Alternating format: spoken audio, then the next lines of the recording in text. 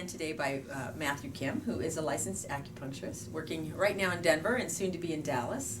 So the nice thing about the web is you can find him wherever he may be. Mathew did a great job in our previous interviews talking about the basic tenets of acupuncture, how it works, why it works, talked a bit about the meridians, and then we talked about something called distal acupuncture, which I think is fascinating. So if you want tips and tricks about some things that you can do to alleviate pain, those previous interviews give you quite a bit of information. What I'd like to talk to you about today, Mathew, is I want to help people who've never looked at acupuncture understand what they're going to get when they come in and what kinds of things we should come to an acupuncturist for.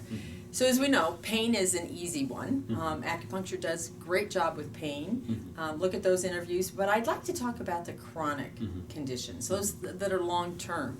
A lot of times I don't think people, especially Americans, don't realize that acupuncture is a really powerful modality for addressing anything from diabetes to emphysema to kidney dysfunction. You know, anything that's an imbalance in the body, acupuncture is going to address those. So I want you to understand what an acupuncturist does when you come to visit.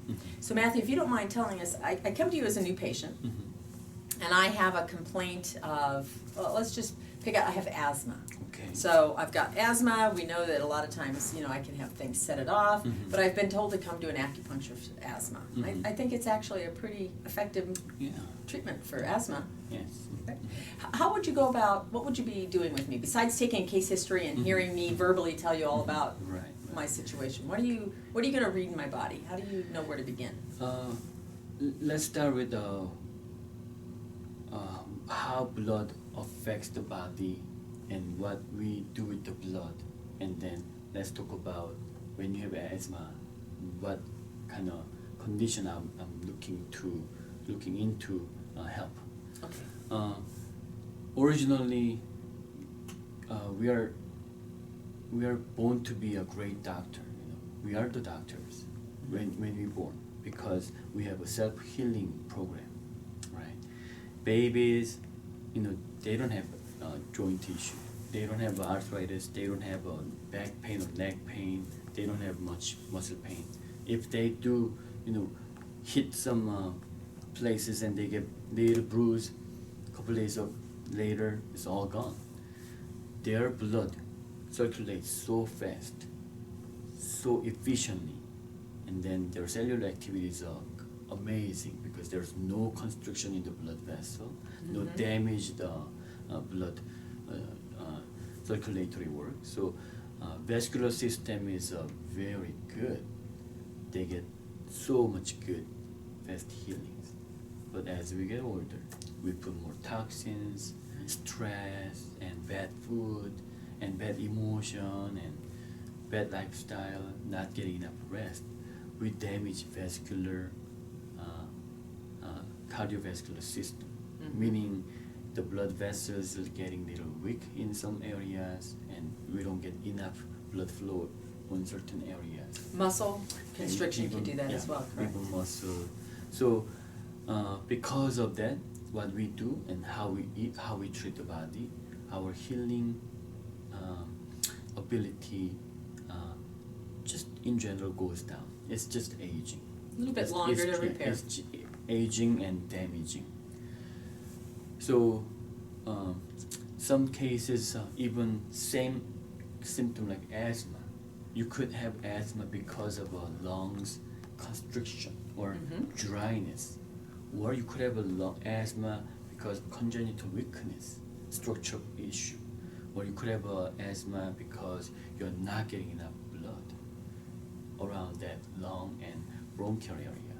Then I will want to know how your blood is affecting your lung. Is it from the constricted blood vessel, or is it overflow of the blood, or stagnated blood, or it's just a damaged some tissues in the lung or the airways. So by listening to your symptom, your experience, or checking your blood flow through your wrist will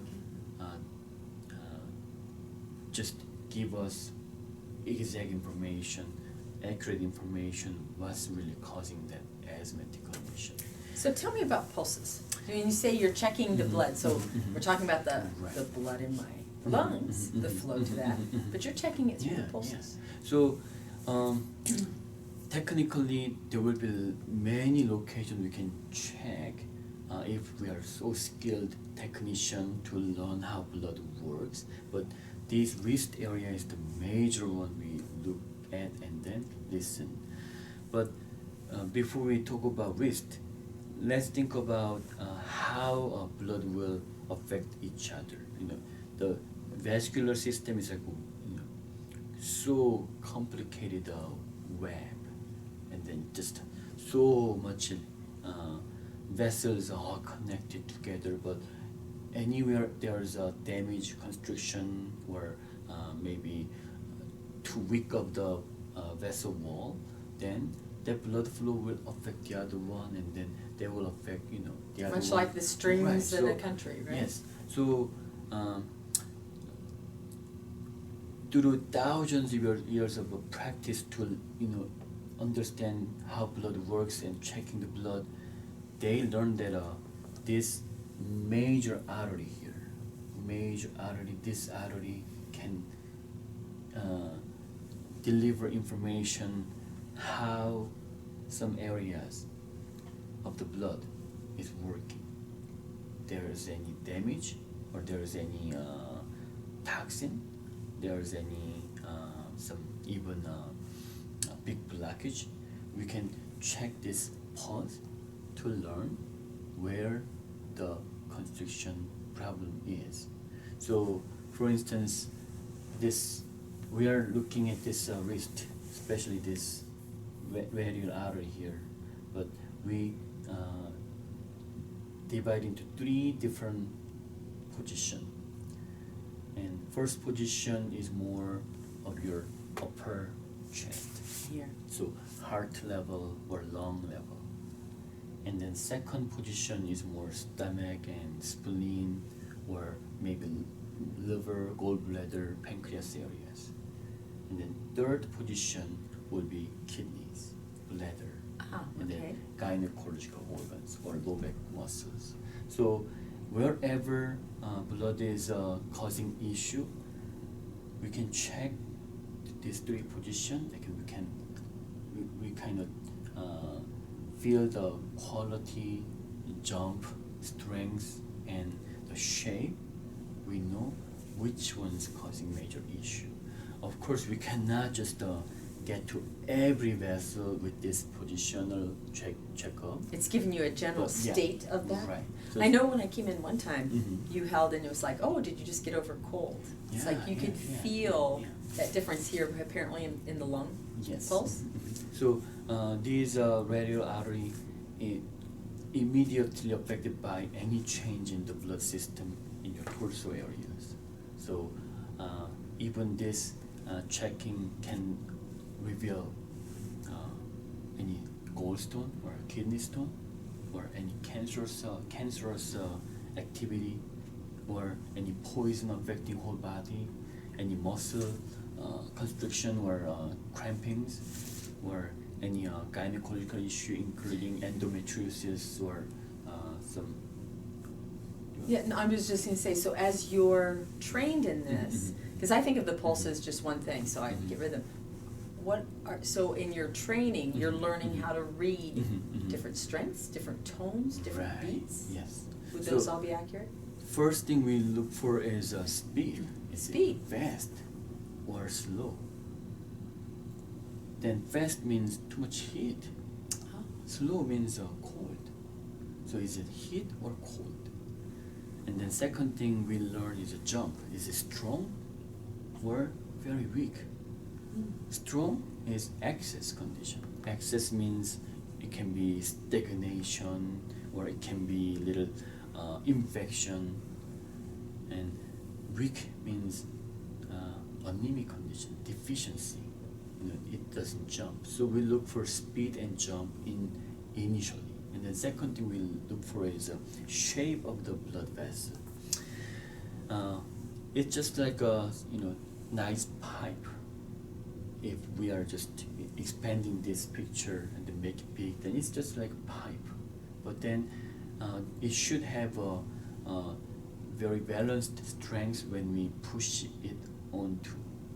As it goes deep, it should disappear. When we start, it shouldn't feel too much. About middle section, then you feel good, jump and speed, then that's good pulse. But the imbalance causes maybe too much activity on the top and then not much activity on the deep area. So Interesting. as we push it down, there will be different shape. Sometimes fatty liver can cause this left-hand side, the second position to go sinking. So there's a concave difference shape. right to left? Yes. Yeah. So And you then- take on both sides. Right. We have to check both sides. Sometimes only one side shows one particular organs. So for instance, the second position, right hand side is more your stomach and spleen activities. Left hand side is a liver and gallbladder. So even though areas. liver's on the right, it's a crossing over. Right, because Ah. it's actually livers are all crossing. True, it's very And then- large. And then kidney is about center to Mhm. little left, even though it's more, yeah. So somehow their blood works kind of maybe crossing to this hand or not. We are not sure why that happens, but particularly this left hand side gives a lot about your stomach spleen. Yeah. Okay, so this is my right. Yeah, sitting right here. hand side. Yeah, right hand And side. the left side gives a liver, Liver. and gallbladder, pancreas, Interesting. and maybe some other duodenum type of digestive organs. So do you sometimes see a patient who comes in with one complaint and Mhm. after treatment they've resolved one Mhm. that they hadn't even told you about? Yeah. Because you're reading the body. Right, right. Now how does that help Mhm. inform you then? So you then take a look at the median. Mhm. So let's go back with the asthma. Mhm. Lungs are in balance, Mhm, everything. mhm. Then Then that teaches you where to place your right, your needles? especially this right hand side first position is revealing all the lung activities. Then this will be major one I look for. Even though I check everything to make sure if they are working,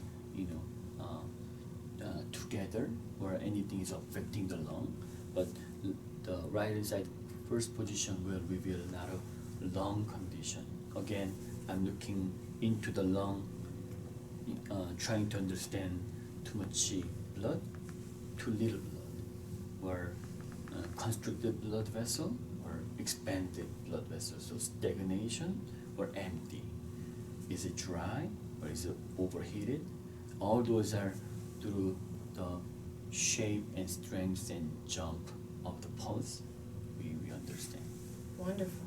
Thanks. That's a great explanation. That's very helpful. Yeah. So now you know why your acupuncturist will take your pulses. Yeah. A lot to learn there. Yeah, so Asian country, it's very common to see patient just coming to acupuncturist and they don't say why they are there. They just stick out the hand. Oh, doctor, tell me what's going on. I don't know what's going on, but yeah, you tell me. Then we can tell. Okay, you have this issue or this is causing you to feel this way. Isn't that right? Then if we are right, skilled practitioner who can understand the pulse shape and all the information, then it's just 99% we can always find the issue and they will agree. Fascinating. Yeah. That's wonderful. Thank you. So check out our next interview. We're going to talk next about some of the other areas of the body that you look at when diagnosing and how to treat. Thanks. Sure.